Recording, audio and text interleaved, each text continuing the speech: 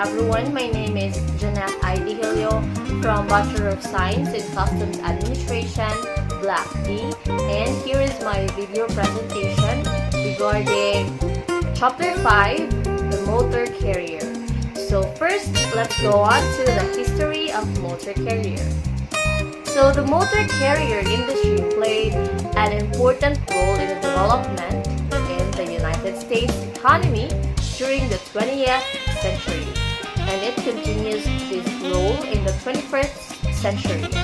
The growth of this industry is noteworthy, considering it did not get started until World War I, when converted automobiles were utilized for pickup and delivery in local areas.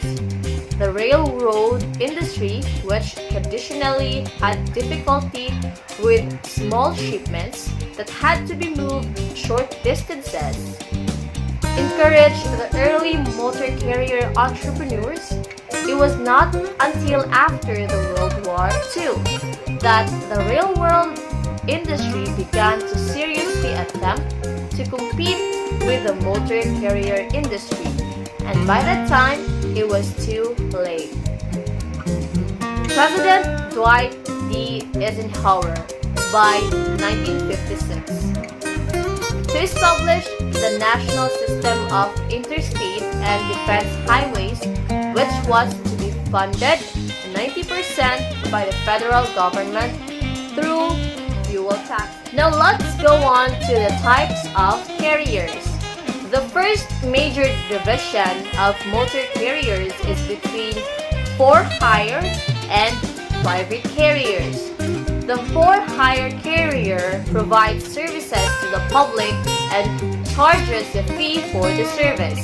The private carrier provides a service to the industry or company that owns or leases the vehicles, and thus does not charge a fee, but obviously the service provider incurs cost.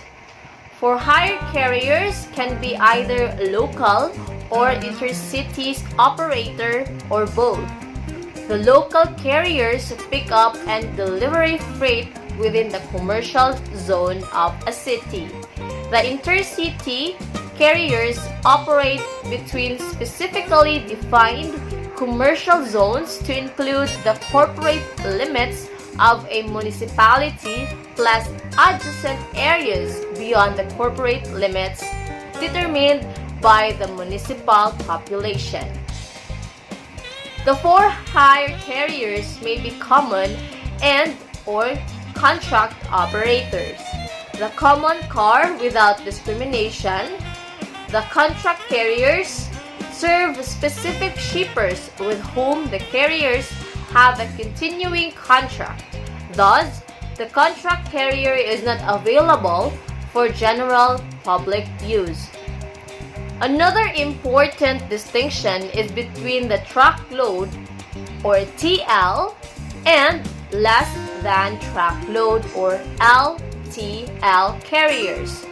The truckload carriers provide services to shippers who tender sufficient volume to meet the minimum weights required for a truckload shipment and truckload rate, or who will pay the difference. Less than truckload carriers provide service to shippers who tender shipments lower than the minimum truckload quantities, such as 50 to 10,000 pounds. Now let's go on to the number of carriers. The motor carrier industry consists of a large number of small carriers, particularly in the TL or truckload segment of the industry. As illustrated in figure 5 to 4, as of 2013, a total of 442,338 interstate motor carriers were on file with the Department of Transportation. Of these carriers, 90.5% operate with 6 or fewer vehicles. This figure supports the small firm composition of the for-hire carrier industry. Next, we go on to the market structure. When discussing the motor carrier industry, consideration must be given to the commodities hauled. Motor carrier vehicles, both for hire and private, primarily transport manufactured high-value products. These vehicles carry more than a majority of the various manufactured commodity categories. The commodity list includes food and manufactured products, consumer goods, and industrial goods. In addition, these vehicles transport almost all of the sheep, lambs, cattle, calves, and hogs moving.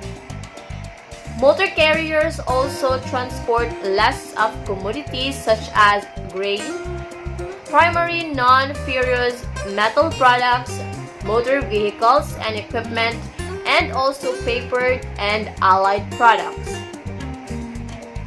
Next up is the competition.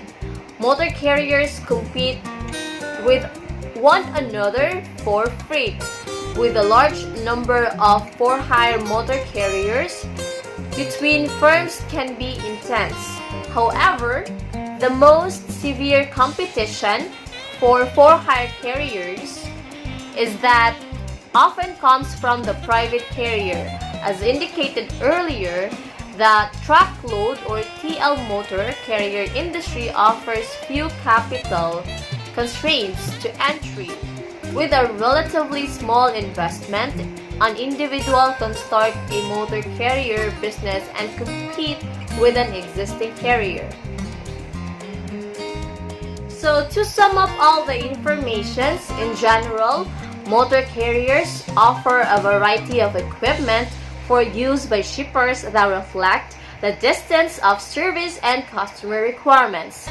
The cost structure of motor carriers is dominated by variable costs, largely due to the carrier's ability to utilize a publicly provided right-of-way highways where payment is based upon user charges such as fuel taxes and licenses. Also, labor costs are an important element of the motor carrier industry, which tends to be more labor-intensive than other modes.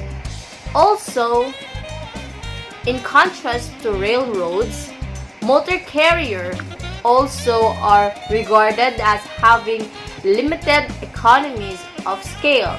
This is, small-scale operations are viable and competitive. The major exception would be the LTL carriers with their required investment in terminals.